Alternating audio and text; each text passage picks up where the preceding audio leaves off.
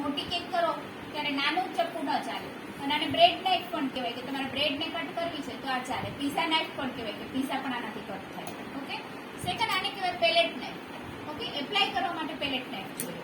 અને જોશે તમારે piping bag, use and throw, કાપડની બેગ યુઝ નથી કરવાની, સિલિકોનની યુઝ નથી કરવાની, યુઝ એન્ડ થ્રો, એકદમ હાઇજેનિક, બરાબર, વાઇપરી જવાની.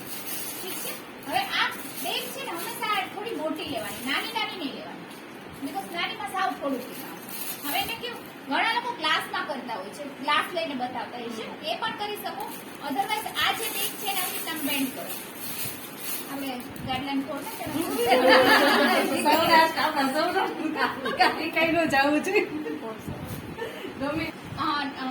સ્પેચ્યુલાને યુઝ ન કરો તમે. આ નાઇફ હોય તમારી પાસે એનાથી જ આ ક્રીમ લો.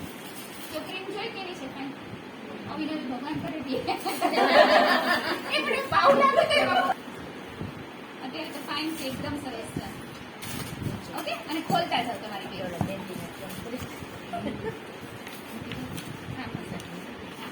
ડન. તો આપણી પાઇપિંગ બેગ આ રેડી.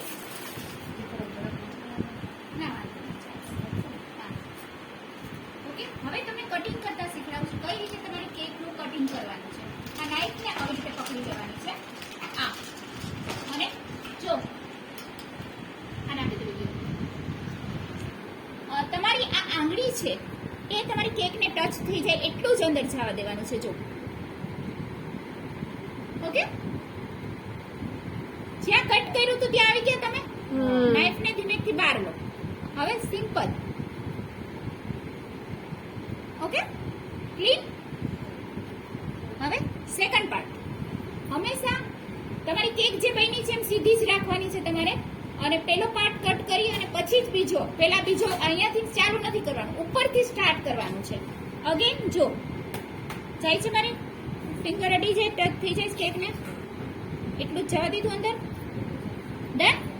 ઓકે, બહાર કાઢો નાઈફ અને ધીમે ધીમે ક્લીન. ઓકે,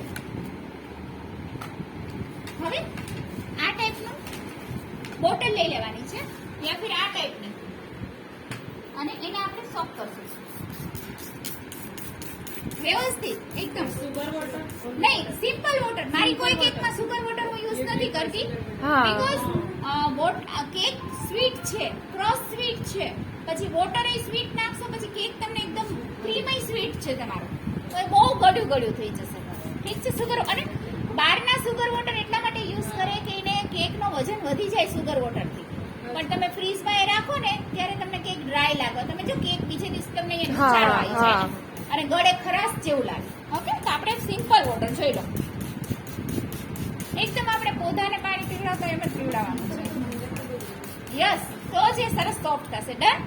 ચેક કરવાનું કે આમ જો પાણી લાગે તમને, હે ને? ઓકે, હવે આપણે કટ કરી નાખ્યું મેં, અને સિમ્પલ આપણે જલેબી બનાવતા હોય ને બસ એમ જ. ક્યાંય એવું ટર્ન ટેબલની જરૂર નહીં પડે. આપણે જો ઓછું ક્રીમ લગાવ્યું છે મેં, આમ ભરી ભરીને નથી લગાવ્યું.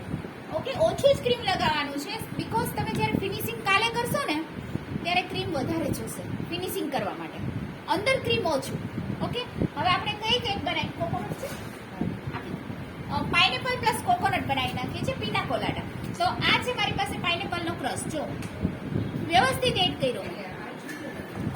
હા હા, આજ બસ વિડિયો ટ્રીમ કરી નાખજો. તું કટ કરતી જા.